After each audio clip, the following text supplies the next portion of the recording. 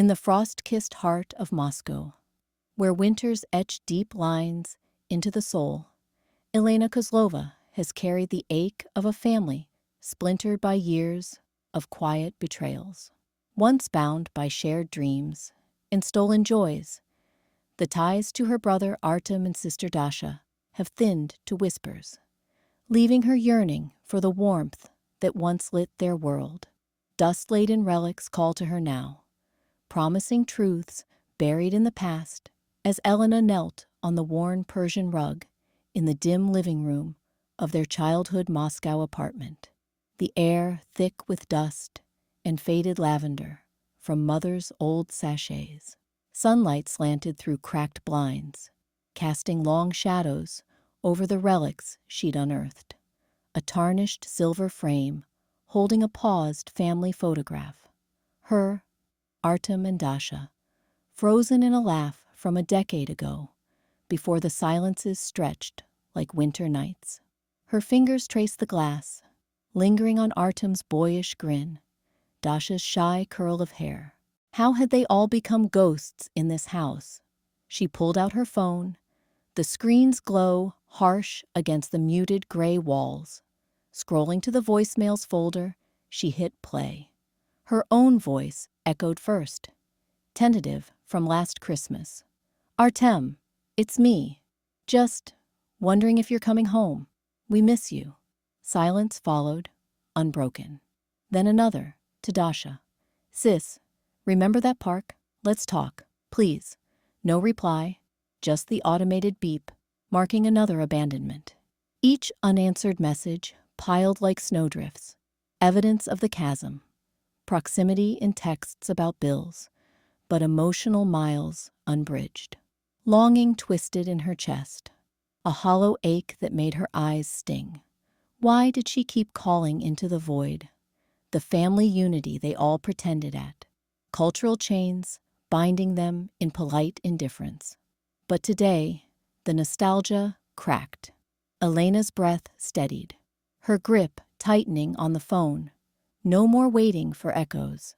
She was the hunter now, not the prey of their neglect. Hitting record, she spoke into the mic, voice low but firm.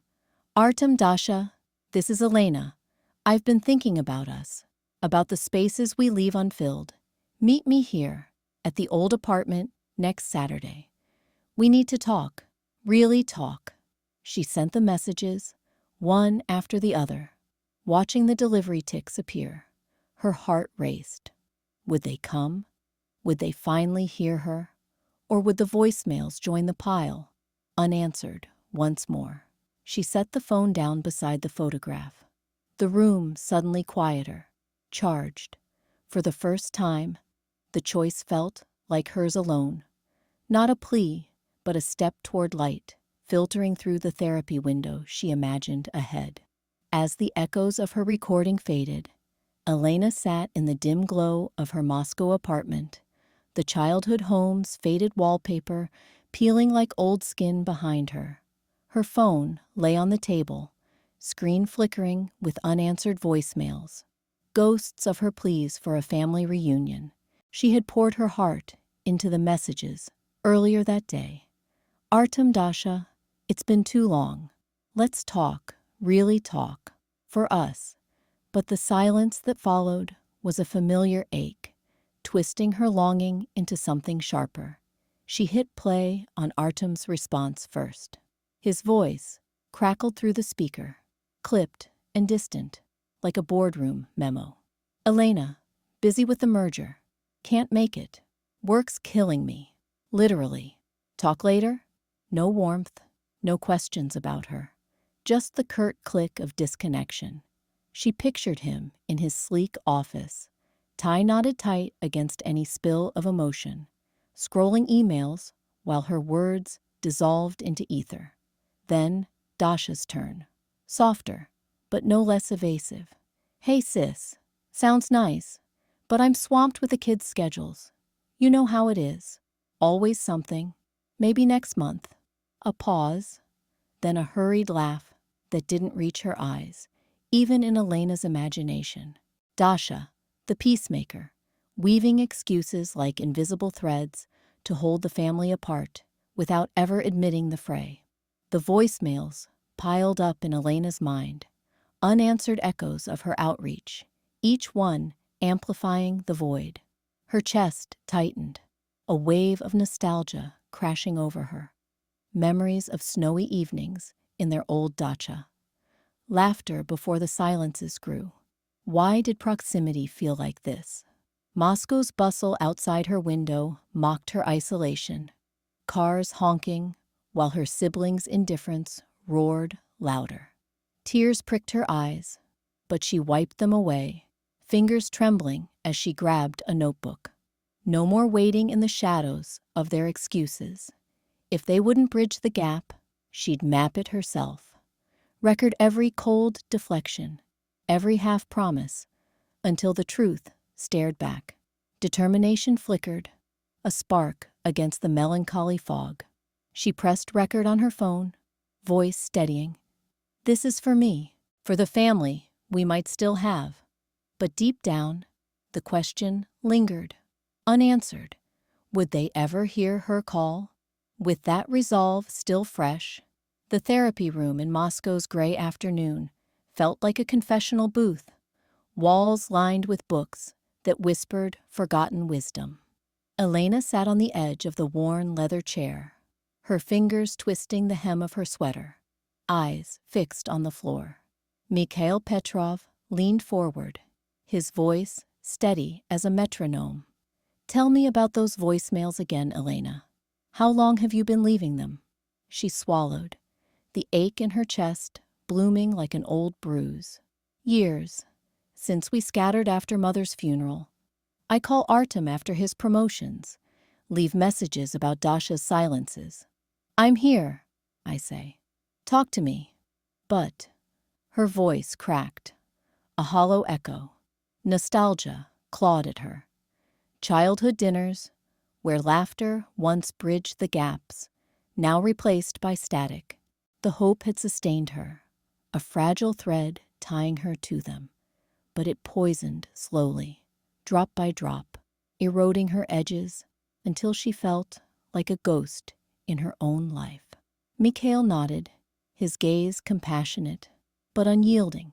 Sunlight slanted through the therapy room's window, filtering in pale shafts that danced on the wooden floor, illuminating dust motes like fleeting truths. It caught Elena's hand, warming her knuckles as if urging her forward. And what do you feel when they go unanswered? Not anger, deeper than that. Toska, she murmured, the Russian word heavy on her tongue, a longing that seeped into her bones. Like I'm invisible. If I just try harder, prove I'm worth it. Tears welled, unbidden, as flashbacks flickered. Artem's curt texts, Dasha's evasive nods at holidays. The silence wasn't absence. It was a verdict, whispering her inadequacy. He paused, letting the quiet stretch, a mirror reflecting her brother's indifference back at her. Elena, this hope, it's tethered you to their responses. But what if you cut that line? Can you see your value without their echo? Without waiting for them to fill the void? The question hung, sharp and unanswered, as the light shifted, casting long shadows across her face. For the first time, a spark pierced the melancholy, a glimmer of separation, not loss. Her breath steadied. Perhaps forgiveness wasn't a plea for return, but a door she could close on her own terms. The window's glow lingered, soft promise amid the unraveling. Building on that session's insights, Elena adjusted the small digital recorder on the scarred wooden table in Artem's cramped Moscow flat, its red light blinking like a hesitant heartbeat. The late afternoon sun slanted through the blinds, casting striped shadows across his cluttered desk. Stacks of legal briefs, a half-empty coffee mug, the detritus of a life too busy for pauses. She smoothed her sweater, heart lifting with that fragile hope she'd nursed since childhood. The kind that whispered reunion was just one honest word away. "Artem," she said, voice steady as she pressed record. "I need to capture this. For us. Just talk to me about everything. The way things drifted after Mom and Dad. Why we stopped being a family." He stood by the window, back to her, scrolling his phone. His shoulders tensed, but he didn't turn. "Elena, not now. I've got a meeting in an hour. Please, it's important. I'm trying to understand." "Understand what?" He pocketed his phone, grabbing his coat from the hook. No glance back, just the rustle of fabric, the jingle of keys. "I don't have time for this therapy bullshit." The door clicked shut behind him, leaving the room echoing with absence. Elena's breath caught, hope fraying at the edges. She stared at the recorder, still running, its light unblinking. The silence stretched, heavy as unspoken accusations. 5 seconds, 10, the faint hum of traffic outside the only intruder. She hit stop, then play. Her own voice filled the space. "Artem, why we stopped being a family." Then nothing, just the soft hiss of empty air, a void etched in sound. Her fingers trembled as she rewound, listening again. The silence wasn't neutral. It was a wall, tangible, pressing against her chest. Exposed now, raw in the quiet, she felt the weight of her plea hanging alone. Was this proof of her isolation, or the start of something sharper? Her truth, carving its own path, unreciprocated but undeniable. She pocketed the device, the recorded hush a cold talisman against her skin, and stepped into the dim hallway, the question lingering like smoke. In the wake of that encounter, the therapy room in Moscow's dim afternoon light felt heavier than usual. The windows filtered glow, casting long shadows across the worn leather chairs. Elena sat rigid, her hands clasped in her lap, eyes flicking between her siblings. Artem leaned back, arms crossed, his gaze fixed on the floor as if the carpet held some urgent secret. Dasha, the youngest, fidgeted with the hem of her sweater, her silence a familiar shield. Mikhail, the therapist, prompted gently. "Dasha, you've been quiet. What do you see in this pattern Elena's describing?" A trembling pause, stretched, the air quivering like a held breath before a storm. Dasha's fingers stilled, her knuckles whitening. Then, unexpectedly, her voice cracked the quiet. Not loud, but raw, like a thread finally snapping. I think the silence is killing me too," she said, eyes darting to Elena, then Artem. "I've always been afraid to speak up, to be a burden. You two, Artem with your work, Elena with your everything. You seem so strong, so busy. What if I mess it up? What if my words just make it worse?" Elena's breath caught, her longing for connection twisting sharper in that moment, a deep ache she'd carried alone. Artem shifted, uncomfortable, but didn't interrupt. Dasha pressed on, words tumbling now, laced with years of bottled yearning. "Remember those summers at the Dasha? We'd laugh until dawn, but after Mama left, I stopped saying anything. I thought if I stayed quiet, you'd come back to me, to us. I've been so lonely, pretending it's fine. The voicemails I never leave, the calls I don't make. It's all because I'm terrified you'll push me away for good." The room hung in that trembling pause again. The silence not empty, but charged, fragile as frost on glass. Elena felt it resonate in her chest, a mirror to her own isolation. Slowly, relief seeped in. Dasha's confession, a crack in the wall they'd all built, validating Elena's pain without demanding she fix it alone. Artem cleared his throat, his indifference cracking just a fraction. "I didn't know," he muttered, voice low. But, as Dasha's shoulders eased, the weight lifting from her eyes, the question lingered unspoken. Would they truly hear her now? Let her voice reshape the fractures? Or would Elena's hopes shift, demanding more than this fragile admission could give?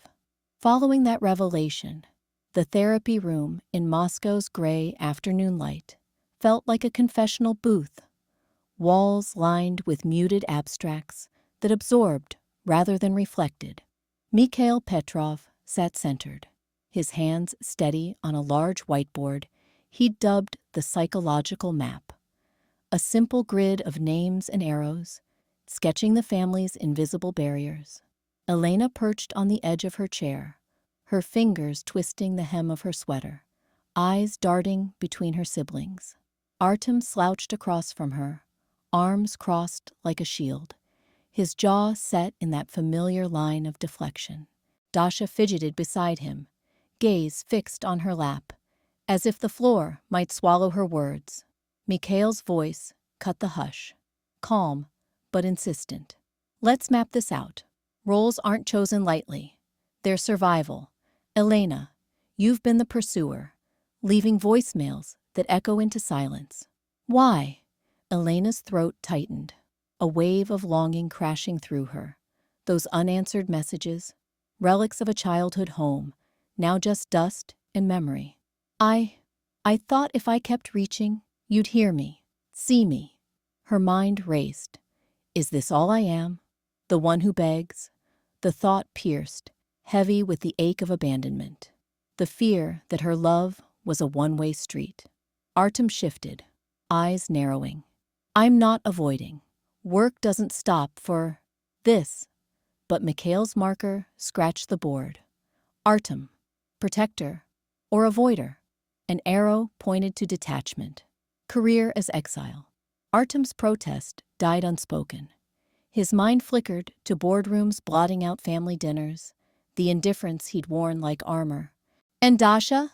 Mikhail continued, drawing her line. Mediator.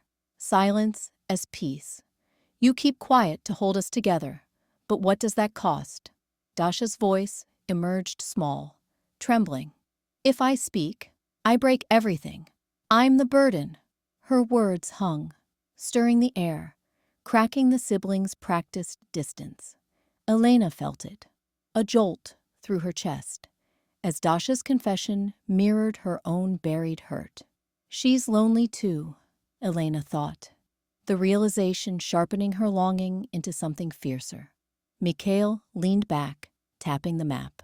These roles, pursuer, avoider, silencer, they shield pain but starve connection. Indifference isn't neutral. It's a wound. Who sees their arrow bending wrong? Who shifts first? The question lingered, unanswered, as eyes met across the grid. Elena's breath steadied, the tingle of resolve blooming amid the ache. No more waiting. My boundaries, my voice. The map gleamed under the window's filtered light, a fragile blueprint for what might yet unfold, if someone dared redraw the lines. As the map's truths settled, Artem slumped into the leather armchair of his sleek Moscow apartment, the city lights flickering through the floor-to-ceiling windows, like distant, indifferent stars. His phone buzzed on the glass coffee table. A notification from Elena's number. Another one. He sighed, rubbing his temples after a 12-hour day sealing deals at the firm. Success didn't leave room for this. Family was a sidebar, a check-in every few months to keep the peace. He picked up the device, thumb hovering over the screen. The inbox was a graveyard. Dozens of voicemails and texts from her, stacked like unspoken accusations. Artem, it's been too long. Remember the summers at the Dasha? We need to talk. Sent 6 months ago. Unread. Another. Dasha and I miss you. Please, just call. 3 months. Ignored. His indifference had been effortless. A shield forged in boardrooms where emotions were liabilities. But tonight, Elena had escalated. A video attachment, time-stamped yesterday. He tapped play, expecting her usual plea. Soft, hopeful, easy to dismiss. The screen filled with the dim glow of their childhood living room, relics of faded laughter, the old samovar on the shelf, a paused family photo on the wall where their younger selves grinned, frozen in a moment long thawed. Elena knelt on the worn rug, her face close to the camera, eyes red-rimmed but steady. Artem, look at this. All these messages. You've seen them, right? Or maybe not. But I'm here, waiting. We all are. When are you coming back to us? Her voice cracked, not with drama, but raw ache, cataloging the silence like evidence in a trial. The video panned to her phone, screen mirroring his own, a cascade of blue bubbles, his name bold at the top, everyone unanswered, the symbol of their rift, glowing accusingly. Artem's grip tightened, indifference cracked, a faint tremor in his chest. He'd told himself it was fine. Work came first. She was too needy, always had been. But watching her now, kneeling amid ghosts of their shared past, the weight settled. His choices, cold and calculated, had carved this void. Not just distance, but wounds. Her pain was visible, undeniable, etched in every unchecked notification. He paused the video, staring at the frozen image of her face. Doubt crept in, slow as the winter chill seeping through the window. Was this really protecting him, this wall of success? Or was it just fear, hiding from the mess of what he'd let slip away? The phone lay heavy in his hand, messages blinking like unanswered questions. Could he face it, his role in the emptiness, without retreating to the safety of another deadline? Reflecting on that doubt, the therapy room's window framed a sliver of Moscow gray, light filtering like hesitant confessions. Elena sat across from Mikhail, her hands twisting a frayed tissue, while Artem leaned against the wall, arms crossed, and Dasha perched on the edge of her chair, eyes on the floor. The air hummed with unspoken weight. I remember that day, Elena began, voice soft, when Dad yelled about the broken vase. We were kids. Artem, you just walked away. Her words hung, probing. Flashback. The childhood apartment, dim and cluttered. 10-year-old Elena clutches a shard of porcelain, tears streaking her face. Artem, 12, stares at the wall, jaw set. Dasha, 8, hides behind the couch, silent as the sweeping broom outside the door, the janitor's rhythmic scrape echoing their muteness. No one speaks. The pain lodges like dust. Back in the room, Artem shifts. It was nothing, ancient history, but his voice cracks, eyes flicking to the window. Elena presses. It wasn't nothing. Say it. Artem meets her gaze, the room's light sharpening on his reluctant nod. Dasha reaches out, fingers brushing Elena's. The silences of childhood loomed, tape-sealed and sweeping away truths. Yet something stirred, voices edging forward, roles fracturing. What chained them still? When the words waited, raw and ready. Culminating in that moment, the therapy room in Moscow's gray afternoon light felt smaller than usual. The windows filtered glow, casting long shadows across the worn, leather chairs. Elena sat at the circle's edge, her hands folded in her lap, fingers tracing the faint scar from a childhood fall, a relic of laughter long silenced. Across from her, Artem leaned forward, his suit jacket unbuttoned for the first time, eyes flickering with unpracticed vulnerability. Dasha hovered beside him, her posture soft but insistent, twisting a napkin like a lifeline. I've been thinking about what you said, Artem started, voice rough from disuse in matters of the heart. All those voicemails. I didn't mean to leave you hanging. Work, life, it swallowed me. But I want to try. Like before. He reached out, palm up, an invitation to bridge the gap. Dasha nodded quickly, her words tumbling out. Me too, Lena. I was scared to speak up. Thought it'd make things worse. But I miss us. Let's just go back. Family dinners, the old ways. Her eyes pleaded, mirroring the paused photograph on Elena's phone. That frozen smile from summers past, now a ghost in her pocket. Elena's chest tightened, distrust coiling like smoke. Their words rang hollow against years of unanswered pleas, the indifference that had carved her hollow. Were these overtures real, or just another layer of polite distance?